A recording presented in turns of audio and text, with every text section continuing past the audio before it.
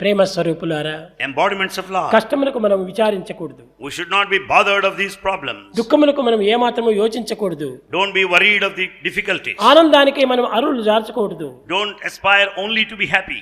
ఆనందాన్ని ఏమాత్రము చింతించకూడదు. Never think about it. దుఃఖమే నాకు నిజమైనటువంటి యొక్క ఆనందాన్ని అందిస్తుంది. These difficulties will give me ultimate joy. దుఃఖం అనేటువంటి ఆరెంజ్ ఫలం లోపల, And this dukkha, the term, orange అనేటువంటి ఫలం పై తుట్టినటువంటి త్రోడే దుఃఖము.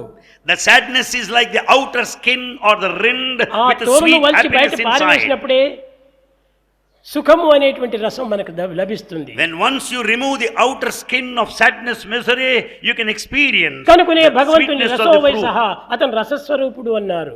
God is rasa, the essence of life. కనుక రసము ఉండాలంటే దానికి పైన చాలా చేదైనటువంటి వస్తువులు కప్పి ఉండాలి. In fact, if you want to have the sweet juice inside, you have to remove the bitter skin of the fruit. అట్టి కఠినమైనటువంటి ఒక దుఃఖం ఉండినప్పుడే మధురమైనటువంటి రసం మనకు ప్రాప్తిస్తుంది. Then once you remove the bitter skin around, you can have that sweet juice.